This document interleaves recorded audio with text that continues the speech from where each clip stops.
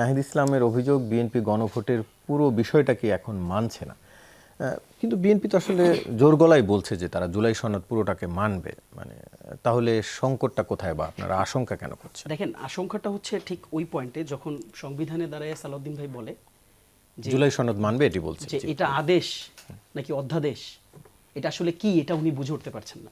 কনফিউশনটা ঠিক কিন্তু এই পয়েন্টে, মানে হয় কি, ধরেন খুব ভ্যালিডেড একটা পয়েন্ট যেটাকে আপনি ঠিক কিছুদিন আগেই এন্ডোর্স করে আসছেন, ঠিক এরকম বিষয়কে যখন আচমকা আপনি ভুলে যান সংসদে যাওয়ার পর মানুষ কনফিউজড হয়ে যায়। মানুষ ভাবে কি ব্যাপার, সালাউদ্দিন ভাই এত ম্যারিটফুল একজন লোক, এত বর্ষিয়ান রাজনীতিবিদ, যার পলিটিক্যাল লেগেসি এত হাই, এই ভদ্রলোক কিছুদিন আগে একরকম কথা বললেন আর এখন সেই আদেশটাদের সব ভুলে গেলেন। That's a problem. কাজেই যে আমরা যে আজকে আলোচনাটা করছি, এই আলোচনাটা আসলে ওই কনফিউশন থেকে অ্যারাইজ হয়েছে। সালাউদ্দিন ভাইয়ের একাধিক বক্তব্য, একটা দুইটা না, একাধিক বক্তব্য। আমি জাস্ট একটা বক্তব্য একটু আপনাকে মানে রিকোয়ার্ড, এই জন্য আপনাকে শুনাই।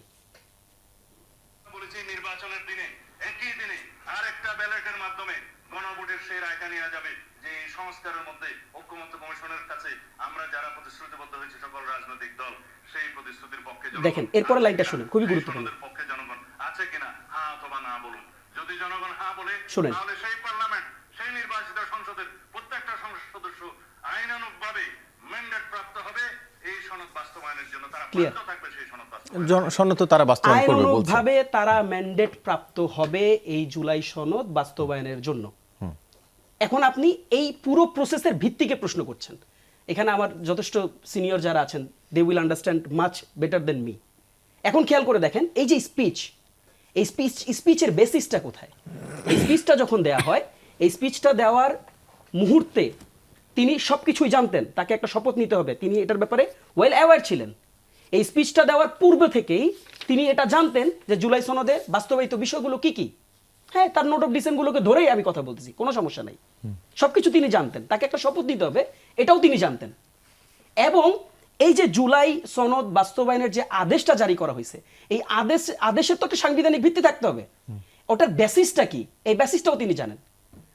এবং মজার ব্যাপার হচ্ছে, আরেকটা ভিডিওতে উনি নিজেই তিনি ব্যাখ্যা করেছেন। দেখেন মানে কত কন্ট্রাডিক্টরি। উনি নিজেই এটার ভিত্তিকে, যে ভিত্তিটা নিয়ে তিনি এখন কোশ্চেন করতেছেন, যেটা আদেশ না অধ্যাদেশ, এটা কিভাবে হয়, এটা তো সংবিধানে ছিল না, আমরা এখন বুঝে উঠতে পারতেছি না মাননীয় স্পিকার।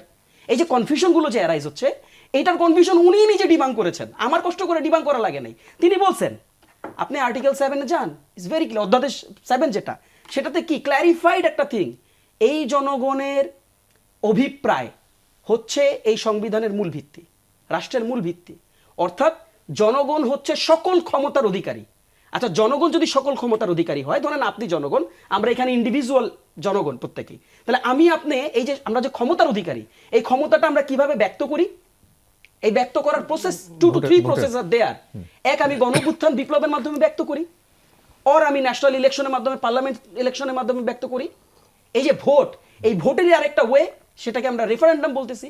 কাজী দেখেন, আপনি জনগণের যে সার্বভৌমত্বের সার্টিফিকেশন এই সংবিধান আমাকে দিচ্ছে, এইটা ব্যক্ত হচ্ছে রেফারেন্ডামের মাধ্যমে। কাজেই এটা সংবিধান স্বীকৃত একটা বিষয়। এখন আপনি এটার আদেশ না অধ্যাদেশ এটা যদি না বুঝে থাকেন, তাহলে এটা আমাদেরকে কষ্ট দেয় এবং আমরা কনফিউজড। আমি জাস্ট একটা হিস্ট্রি আপনাকে রিপিট করে দেই, খুব ইজি হিস্ট্রি।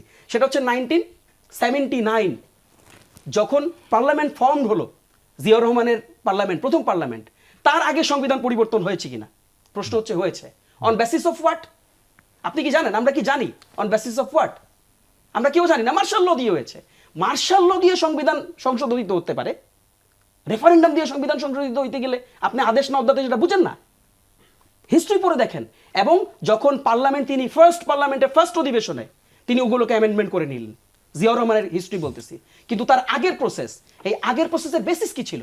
ভাই, কোনো সংবিধান, সেই সংবিধানের মানে স্বকীয়তাটা কি জানেন? সংবিধানের স্বকীয়তা হচ্ছে সংবিধান নিজেকে সিকিউর করতে চায়, সংবিধান নিজেকে একটা ব্যারিয়ারের মধ্যে রাখতে চায়। সংবিধান কি নিজে নিজে বলে যে আমাকে সংশোধন করার সুযোগ আছে, তুমি আমার সংশোধন করো? যদি সংবিধান এই কথা বলে, তো সংবিধান তো ডাল ভাত মুড়ি ভাতের মতন সংশোধিত হবে। কাজেই জুলাই সনদ বাস্তবায়ন আদেশের মাধ্যমে যে সংবিধান সংশোধনের ভোট আপনাকে বা শপথ আপনাকে নিতে হচ্ছে, এটা তো আপনাকে সংবিধান বলে দিবে না। পৃথিবীর কোন সংবিধান, গণপরিষদ হয়, কোনো সংবিধানে গণপরিষদের কথা বলা থাকে ভাই? বলা থাকবে না তো। গণপরিষদ কখন হয়? যখন আপনার রাষ্ট্র, আপনার রাষ্ট্রের জনগণ, আপনার রাষ্ট্রের পলিটিক্যাল পার্টিগুলো এটা অনুধাবন করে উই নিড সাম চেঞ্জ, তখন সেটা গণপরিষদের মাধ্যমে হয়। অথবা গণপরিষদের প্যারালাল যে মডেল যেটা এখন দেওয়া হয়েছে সংবিধান সংসদ পরিষদ, তারা কি করবে দেখেন, প্রসেসগুলো সিমিলার।